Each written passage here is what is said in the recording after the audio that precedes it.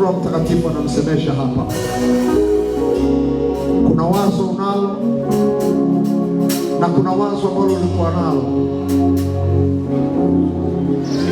Mtazamo unakwambia tumia. Haya maisha ya wavuvi, unajua wavuvi ndio wanaishi hivyo. Na watu wa madini, anajua leo nakula, kesho nikienda napata. Kwenye familia yetu, mwenye chombo cha usafiri ni baskeli.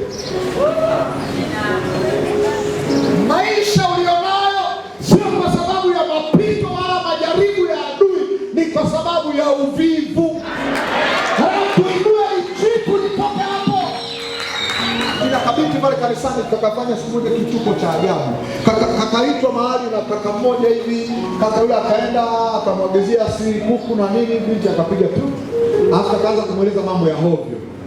Yule dada akachomoa pochi yake akasema nalipa ya kwangu na mlipia na huyu kaka na siku nyingine huko.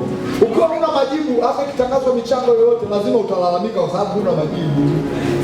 Kwa miongoni mwa changamoto kubwa sana katika kizazi cha Wapentekoste, na hasa ukianzia misingi ya zamani, kuna watu ambao walikuwa wakiokoka wanaacha shule, kuna watu walikuwa wanaokoka wanaacha kazi, wanajua Yesu anarudi, watu wa Mungu, miaka imeenda na Yesu bado hajarudi na maisha bado ni magumu.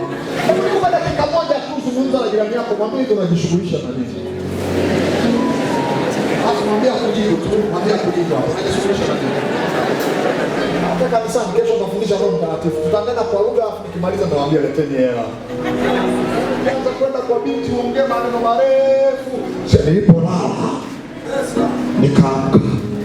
Nikakuona unakuja. Hapa hilo ni zawadi sio na hela. Lakini wenye hela atakula vijiko viwili, unajua leo chumvi imezidi kidogo. Next time usifanye. Lakini wewe sasa. Na Filipi nifanye mnalofanya. Hoja. Mahusiano, neno mahusiano limekuwa na tafsiri isiyo sahihi kwa watu wengi. Mimi niko kwenye mahusiano. Jambo la kwanza, niko kwenye mahusiano na Mungu. Lakini jambo la pili, niko kwenye mahusiano na mume wangu.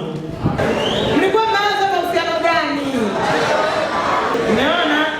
Kwa hiyo inaonyesha neno mahusiano limekuwa linatafsiriwa tofauti. Mahusiano ni muunganiko uliopo kati ya watu wawili au zaidi.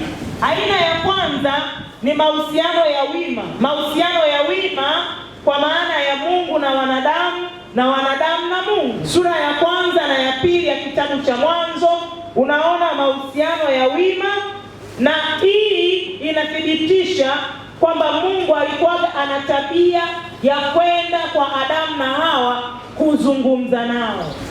Aina ya pili ya mahusiano ni mahusiano ya ulalo. Mahusiano ya ulalo yanaitwa horizontal relationship. Mahusiano ya ulalo ambayo yanaweza kuwa baina ya watu. Ninakuhakikishia mahusiano salama. Neno la Mungu likikaa moyoni mwako utaisafisha njia yako. Kauli ya kwanza inatoka Warumi 12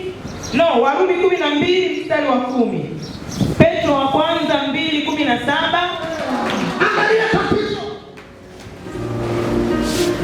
tatizo. Iko hapa kwa mamlaka ya Roho Mtakatifu. Inakuja kuachilia hicho kibali. Inakuja kuachilia hayo malango wazi. Inakuja kuachilia kwa mamlaka iliyopewa